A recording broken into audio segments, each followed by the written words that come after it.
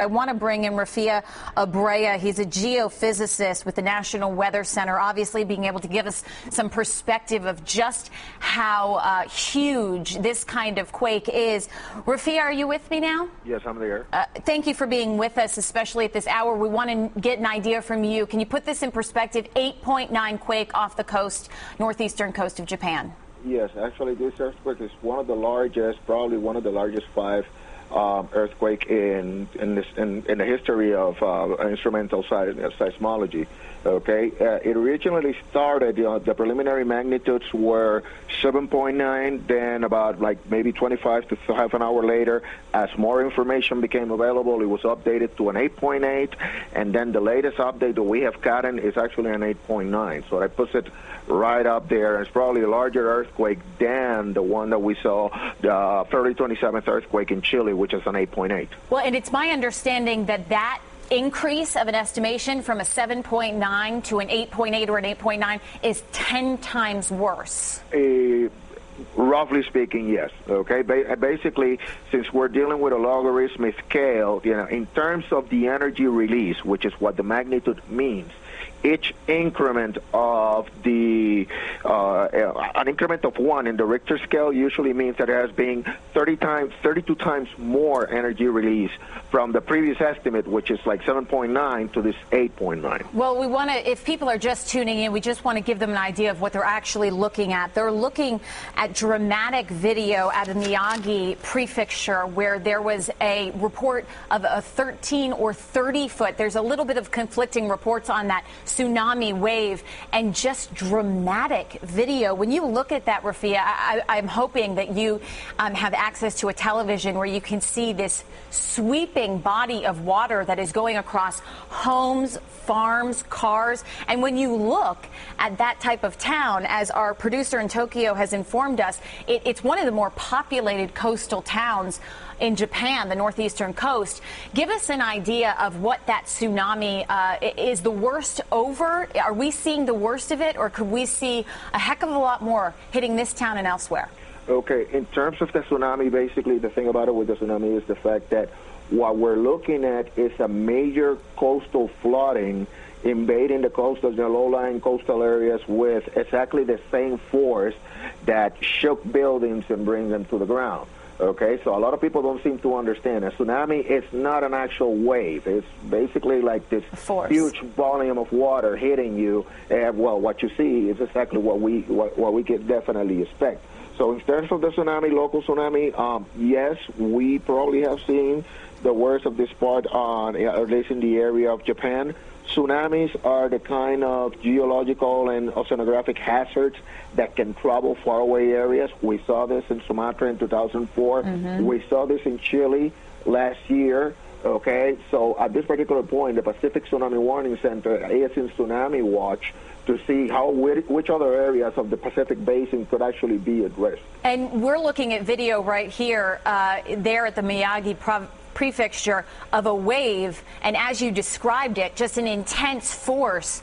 Are we looking at a wave that could then push on shore and continue to do more damage? Is that what we're looking at right here? At this particular, what happens with a tsunami is that as the water keeps encountering objects and obstacles in its way, it loses the energy, so it doesn't really goes all the way into the shore. I mean, there is a limit into what it reaches, okay? So at this particular point, I don't really know because I cannot see the video right away. Okay, you don't have access. I'm hoping, if it's possible to turn on the television and tune into MSNBC, because what we're seeing is not actually the force of the water once it's hit the shore. We're looking at the actual body of water and a huge force being pushed towards shore of what I would ask to you would be another tsunami wave, which in turn would create more damage.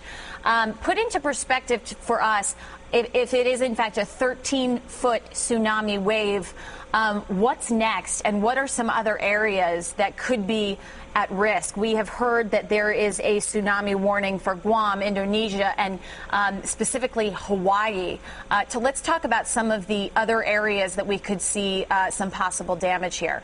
Yeah, the problem with the tsunami is the fact that, for example, when the people in Japan are aware aware of the tsunami hazard simply because they just felt the earthquake. Okay, as we go farther away to areas like Guam and even as Hawaii, in which people have not felt the earthquake, and so they have no notion that there is an actual hazard on their way. Okay, so this is the reason why in which we need and we have in place the Pacific Tsunami Warning and Alaska Tsunami Warning Centers to send out these alerts, particularly since the fact that it'll take several hours if there's actually a tsunami wave, several hours to reach Hawaii. So there is time, if needed, to evacuate coastal areas. Same goes for Guam and everything else, and that is exactly the reason why the tsunami watch is so important. And obviously, people should be tuning in to their local stations wherever they're watching if they're in an area that's at risk, and rely on their local folks to give them that indication. I know after the recent quake in Chile, we saw that, and really quickly they were able to implement tsunami warnings and get people to higher ground, and move pretty fast. We're seeing some of this water come closer, and I was asking you whether or not this could be a tsunami wave, and as I watched it, I was waiting for it to come on shore. It did not. It looks like it just sort of stopped short of that. What does that tell you about any possible further or any other tsunami wave that could strike? Well, my area of expertise is actually earthquake. The people at the Tsunami Warning Center can definitely tell you. Let me ask you about the quake then. If it's an 8.9 quake, it's my understanding that this struck underwater. Is that your understanding as well? That is correct, yes. And that is the reason why we're seeing a tsunami. Okay, and put into perspective for us how that it was shallow, so why we're seeing some of the damage that we're seeing as a result of where it struck and how deep it was. Well, technically speaking, we have an earthquake that is 24 kilometers in depth. Okay, so that's 24 kilometers below the ocean floor. However, this type of the energy release and basically the amount of the earth, the amount of the size of the chunk of the earth crust that actually move, it's enough to generate vibrations and ground shaking that is likely to be felt miles and miles away. I understand that Sendai is about 80 miles away from the actual epicenter of the earthquake. So, when you have an earthquake 8.9 in magnitude, or any earthquake above that 8, 80 miles away, it's not really that much of a distance. In geological terms, it's still fairly close. And that's an area that is going to be receiving the brunt of the energy in forms of ground shaking. We're seeing some wild video from all across Japan of fires that have broken out, cars underwater, smoke billowing from office buildings in Tokyo. Rafael, I want to get some perspective for you, because I know from other earthquakes, especially the one in New Zealand, one of the things that really hampered rescue efforts was aftershocks. And we already know 30 minutes after the initial quake that a magnitude 7.4 quake struck. That was 30 minutes later. What kind of risk are we seeing of that now?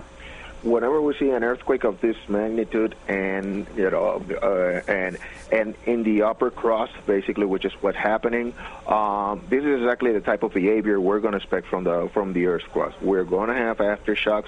We are going to see large aftershocks associated with this event. And of course, unfortunately, that is the type of thing that actually, number one, creates more damage to an area that's already being affected by the 8.9, but also, it creates more damage. It generates up other hazards like, fires and gas leaks and flooding for broken pipes.